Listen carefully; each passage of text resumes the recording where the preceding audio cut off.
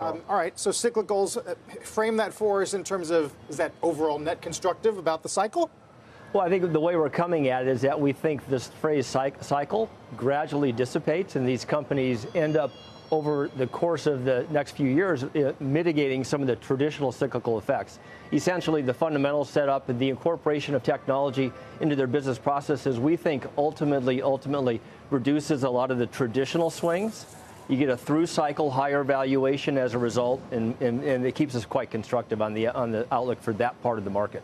No matter what happens with the Fed and the inflation numbers. It's all going to be part jobs. of it for sure. We have to navigate the swings around that. But again, the argument we're making is that through cycle, the industrial economy is going to kind of look pretty good for the U.S. in particular. Now, keep in mind, you've got a lot of the stimulus spending that kicks in next year.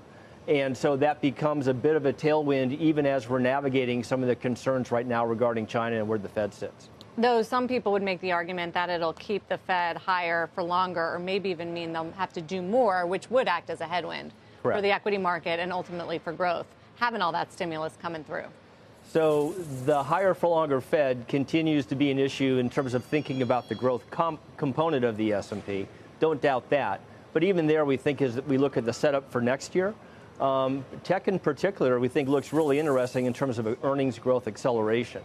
A lot of that's going to be natural maturation of the business models for some of these companies. But all told, we think as we look into 2024, we're going to take the high, if you will, in terms of the earnings outlook for next year. Can you get a little more granular? Is this materials, construction, transports? Ladder that's something. Yeah. So color me structurally bullish on U.S. industrials. Okay, I think that's a really important call that we want to be associated with. We think materials plays along with that. Energy, we certainly want to have exposure to. We know that next year they're going to be lapping this year's earnings compares to the positive. Financials is sort of the conundrum for us, and there we're looking for a bottoming. We've been underweight financials all year, but as we look into 2024, even there we think the setup is for a positive earnings mean reversion. What would be the catalyst you'd have in mind to change your view? Officially. To the negative, on financials, I think we need to get a little bit more evidence that the curve flattening or it begins to unfold here, and you need to get confident that a lot of the concern regarding the commercial real estate component is fully embedded in the reserve setup for the banks. The negative view, to Sarah's point about higher for longer, seems to be about heightened risk for crises, right? Financial crises. Even geopolitical crises is getting kicked around a lot. Do you dismiss those? Do you think they're well priced in? You don't dismiss them, for sure, but it's hard to model a longer-term outlook around that. That kind of falls in the category we have to be prepared for volatility, but we think the underlying earnings traction that we're looking for next year, we think can unfold even with some of the hot spots around the globe kicking in.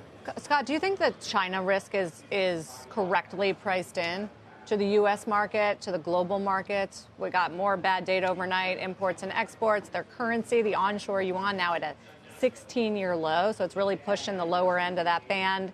And you just wonder about things like debt and growth and credit events in China. And geopolitics. Of course. We just did the Apple story. Yeah, we think it's correctly priced in for the most part for the U.S., right? And so the rest of the world may be a little bit different story. We know the story that Europe is going to be more exposed from a traditional business perspective to China than is the U.S. So we completely understand, but we've been dealing with trade discussions and issues regarding China for several years now. And so we think to a certain degree, the U.S. investor mindset regarding the China influence is mostly appropriate and is factored into where we think earnings expectations are setting up. It's going to be a huge story developing. Obviously, we'll keep our eye on it with your help. Scott, thank you. Good to have you in. Scott Chronert of Citi.